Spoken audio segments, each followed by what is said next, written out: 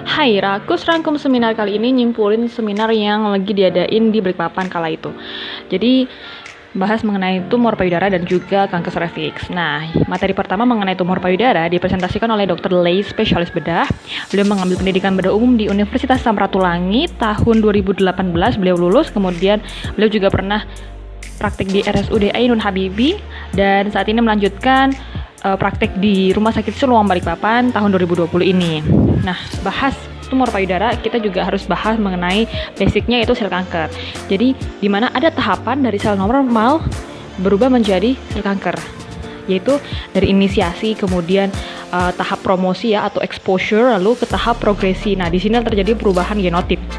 Ada yang namanya proliferative breast condition. Jadi ada atypia ductus hyperplasia dan ada juga atypia lobaris hyperplasia. Nah, yang paling sering kita temui nih tumor jinak yaitu FAM atau fibroadenoma.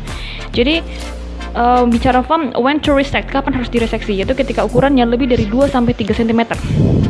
Kemudian itu pun di follow up dulu sebelum direseksi ya, di follow up USG setiap 6 bulan selama 2 tahun. Nah, di follow up juga ukurannya.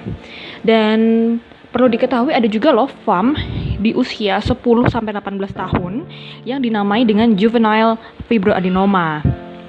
Oke, kalau itu kan yang FAM ya, yang tumor jinak. Nah, ada nih yang khas sekali, salah satu gambaran yang khas, gambaran klinis khas pada kanker payudara ya untuk tumor yang ganas, yaitu gambaran klinis Poutrin, yaitu yang seperti kulit jeruk ya penampakannya. Nah, ini khas pada carcinoma inflammatory breast.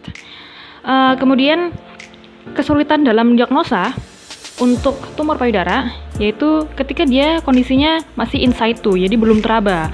Dan 40% kasus apabila tumor masih berukuran sekitar 1,5 cm atau kurang dari itu sulit untuk dipalpasi. Nah, dalam penegakan diagnosa tumor payudara ada namanya triple diagnostic. Pertama, oleh surgeon, kedua, radiologist, ketiga, pathologist. Ketiga-tiganya harus dilengkapi. Yang kedua, materi mengenai kanker organ reproduksi yang disampaikan oleh Dr. Wayan, spesialis obstetri dan ginekologi. Yang pertama dibahas tentang kanker serviks dan penunjang yang paling sering kita dengerin yaitu pap smear, kemudian IVA test. Oke, pap smear itu adalah pemeriksaan sitologi. Jadi ini untuk screening, bukan untuk diagnostik. Nah, lanjutnya apa? Lanjutnya untuk diagnostik itu kolposcopy biopsi. Kenapa? Jadi ada namanya pemeriksaan sitologi yaitu dengan pap smear, ada pemeriksaan yang histologi yaitu dengan biopsi. Nah, sekarang IVA test yang paling sering kita dengar. Jadi sering banget kan kalau misalnya IVA test itu jargonnya see and treat dengan cryoterapi.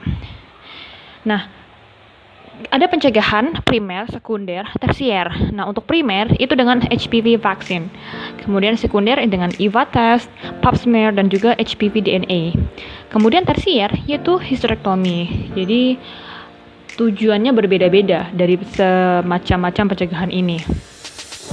Jadi tujuan dari tiap pencegahan itu pun berbeda-beda. Lanjut bahas kanker ovarium. Ada lebih dari 80% kanker ovarium tipe epitel. Nah, tumor markernya CA125, scoringnya dengan risk malignancy index, yang nilainya itu bakalan positif kalau RMI-nya lebih dari 200. Kemudian kalau pakai CA125 plus HE4 itu menambah spesifisitas.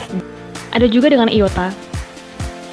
Kalau CA uterus, yaitu dengan surgical staging. Nah, kemudian ada CA tuba fallopi yang paling sering, yaitu karena penyebaran dari kanker lainnya. Dan tipe yang paling sering adalah tipe epithelial. Kejadiannya ada 0,3% dari seluruh CA organ genital. Alright, see you on the next Rakus rangkum seminar berikutnya.